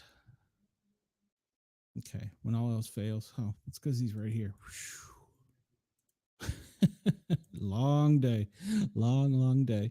What did Chris sent me? Chris sent me a photo. Okay, I'll look at that here in a bit, Chris. Thank you. All right, so I sent Ross the link because we know he has. I'm not going to try and pronounce it. Mastiff Media something. Um, Chris, you mean not you? Or hey, Chris, if you want to come on the show, I'll let you come on the show. I'll send you the link to the show. Let's see. Let's zoom out. Happened down in Florida. What do we have here? Well, I zoomed out too much. This is in Orlando. Mom of 3 shot 10 times in bed with her kids, according to Orange County. The deputies arrested the father. Well, that wasn't very nice. Stabbing incident and 1 hurt in a stabbing near Lake Nona. Remember, I've told you guys, have a tool. Okay, Chris says I'm not boring him. Good. Today, just, I don't know, I feel a little off. Mobile police are reported shooting on Longmeadow. Over in Jackson, they have made an arrest in a viral photo showing a gun pointed at an officer's car. I did a story for my show on the Thin Line Rock Station of a lady down in Florida. She thought kids were fishing in her property on her lake, and so she held them at bay with a long-armed rifle, had them down on the ground with their hands above them, and called 911. One of the kids recorded the entire incident, and it was a pellet gun, and they weren't on her property. People are crazy. 2 people are dead after a plane crash outside of Raceland. I did not know about that one. And we go down to Texas. Texas is a hotspot. We'll see what's going on over here in Brenda's world. Firefighters respond to a reported structure fire in 7900 block of Hayride, setting a fire in an RV near a residence. And then down in San Bernardino, woman in critical condition after being shot multiple times, including once in the face, while just sitting in her car. That makes you wonder what kind of neighborhood she was in. Overnight shooting, a man shot through the door after allegedly threatening the homeowner. I did see that one. That made actually news over in Europe. Apparently, the guy was on the other side of the door and was threatening him, and he had the door like wedged with his foot, and the guy kept pushing, so he shot through the door. And so I don't think he killed the guy because I think they're looking for him still. 3 individuals were hospitalized following a vehicle collision in Northeast El Paso. And over here, man killed in a possible shooting in Camelback area of Phoenix. Ooh, lots of fires and stuff. What is this one here? 2.6 magnitude earthquake. That was 3 hours ago. And Los Angeles Fire had a fire at 20th West in Lancaster. It's a mobile home fire. 1 person was found exiting the mobile home. Hopefully they were okay. Residential structure fire, 300 block of West 7th Street in Paris with moderate smoke showing. Okay, I'm assuming you're saying I'm not boring. No, you are boring. Or maybe you meant to say no, you are boring. I don't know. I could be. I'm winding the show down. I've only got a few minutes left, so I hope I'm not boring you all too badly today. It's been kind of one of those days where all my energy is zapped. Let's see what's happening for my friend in Colorado. Hey, Denver PD is conducting an outdoor death investigation in 1500 block of 8th Avenue. Medical examiner will determine the cause of death. All right. And Chris, did I get your area? Right, let's see. Hold on. Let me zoom back in here. Chicago. No, everything else was south of what, Chris, I believe you are. Firefighters injured during a Bradley house fire after explosion. Yeah, that is something I do need to cover. There have been a couple firefighter and line of duty deaths. I got a few minutes here. This is the New England Fire page. Like I show you every day, you can go check out. Looks like pretty much as far as fire wise, it's pretty much the same thing as we were just talking about. They just go into more detail because it's closer to home for them. Let's see. Long Island, an accident with entrapment in Suffolk County. That was at 11:02, so that was earlier today. And this is up, I believe, by you, Denise. Barricading subject with a gas leak in a residence. Well, that certainly could be dangerous. And Warwick, New York, They're on the scene of a fire on the second floor of a dwelling. They got it under control, they think. Puxakisi, second alarm for a 2.5-story dwelling. Let's see, that's in Newark, New Jersey. They had a fire, one victim removed, and unfortunately is a fatality. In Brooklyn, PD and FDM on scene of a pedestrian struck. They've been pronounced by FDMS paramedics with a request of power off forthwith. Wonder what that is. That's it's a train incident, so they probably stepped on the third rail. That I'm going to guess it's one of the train stations up there. I don't know the layout, but I'm going to guess that's one of the main. What does that say? Atlantic Terminal. So maybe that's where one of the subways are up there. It sounds like he stepped on the third rail. All right, so let's jump out of that real quick. And we just got a few minutes left. I don't know where Ross is. This one I found last night. I'm not sure if I shared it with you, Chris, or not. They don't update it very often, but this shows where our fleets are. And you can see that the Harry S. Truman is over in, can we click, make it closer? No, you can't. Ships underway, total battle force 295, 96 deployed, 70 underway. And then, but they don't really talk about, they talk about the different carriers and the strike groups and what's with them. But it doesn't exactly say. Well, you can kind of see just in the map alone where they're at. Can I open? Yeah, that's a little bit bigger. Okay, so George Washington is over here in Asia, as well as, I'm not sure what that one is. The Vincent is over here, and the Harry S. Truman is up over the coast of Africa. And they don't show all of them, because notice the Bush and the Ford are still showing here off the coast, and I don't think they're there. They're also showing one up here. The Nimitz, I think it's already further out. So, but they do update this, what they want you to know, every Friday. But as you can see, they don't give you a whole lot of information. This is George Washington, Vincent. None of them are in Australia at the moment, but well, that they're publishing. But yeah, they post that these are right here. This would be actually coming out of Norfolk, if that's where it was. And this would be coming out of, well, this would be San Diego, and that would be Seattle, not Seattle. I forget. So Denise says, no, you're not boring. Just one of those days, Denise, one of those days. All right, real quick. We've only got about 2 minutes, and Mr. Yergs is joining us. So we'll do this real quick while he's here, and then we'll let him have it. There have been several new line of duty deaths for police and fire, and one was in Florida overnight. Walton County deputy William May in Walton County last night. I thought there was another one. There was two more. That was overnight in Walton County. Maybe they were just shot. Okay. Well, I mean, that's good news. Ross, can you hear us? Yep. Okay. I just want to make sure I wasn't just talking to babble. Yeah, no, I'm just getting back from the grocery store, so I'm still getting set up. But, I think I'm ready. All right.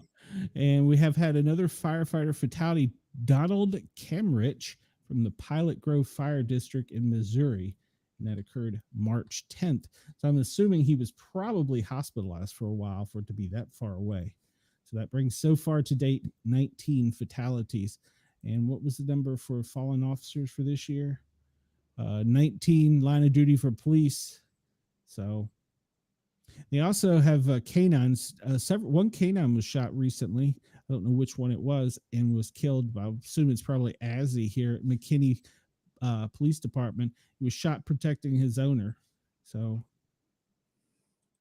but there's good stats here, Ross. This is Officer Down Memorial page. I'm sure you're familiar with it. But yeah, that just I'm not as familiar with it. I've heard of it, and yeah, I've been to the wall, but not it's Marysville, California. Yeah, you can pull it up and see. Yeah, it'll show you. These are the most recent ones. He was a couple weeks ago, but last night, I'm pretty sure it was last night, was a deputy. It was at a Dollar General and he wasn't even doing anything. A person just came into Dollar General and started shooting. And of course, he returned fire and killed the guy, which obviously to me, I would think is good news. But yeah. Denise says that's by me. Oh, okay. Oh, with the train incident. Okay, gotcha. And Chris says, thank you for reminding me I have to go to the grocery store, Ross. And it slipped my mind. We better do it before the the bad weather gets you. So, but yeah, Ross, I'll turn it over to you. We what do you got coming up? We covered ours pretty much today, and that was the only new map I had right there. This is the fleets, and they update it every Friday, and they show you where they are. I'm doing air quotes with that one because I don't necessarily believe this, but that's what they're telling you. You can't tell me you've got 4 aircraft carriers at port, 2 on each side of the country. You can't. No, I don't believe that for a minute. Yeah, that. So, hopefully they're getting loaded up and ready to head back out. Associated Press today. What else? Australia Daily News, Reuters, it's a good site. NPR. And if it's on here, I was listening to it at the grocery store because I was looking for something additional for Rainbow Radio. I found something called The Randy Report by Randy something, good long last name, featuring the LGBT community. All right. Well, good. I guess his name is Randy. So, I mean, okay. Yep, hey, maybe you can find him and get him to. Maybe you can find him and get him to do a show or something. I mean, that's what I'm going to reach out, and he does a weekly show, and I'll see if there's anything that he does do a daily written report that maybe he'd let us repurpose for Mastiff Media magazine and the LGBT version of it. That would be good. That would be good. I got the Australian up. I'm sure you're going to look at that site. So.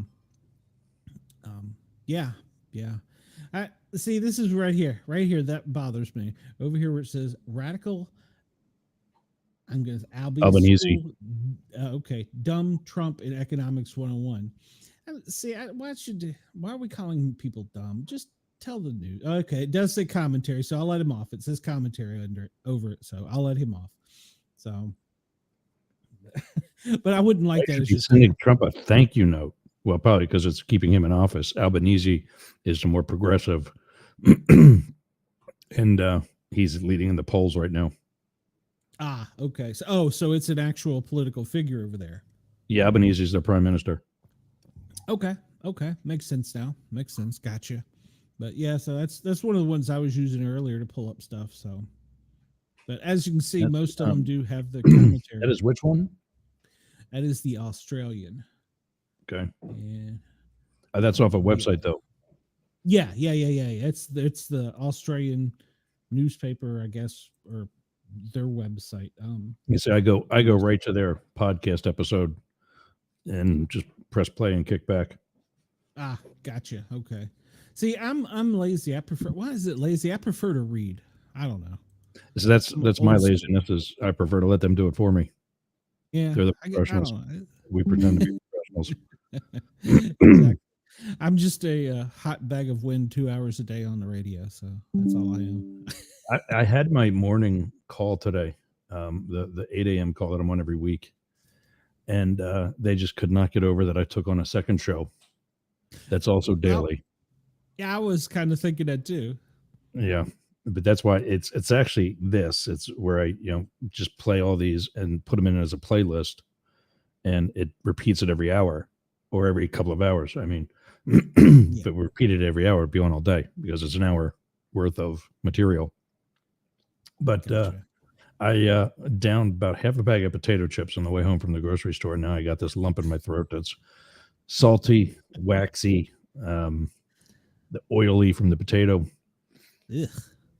I think I had a bagel. That's all I've had. It was good during the ride home. Now, not so much. That junk food, it's good for you until it wants to come back on. Yeah, heartburn and yeah.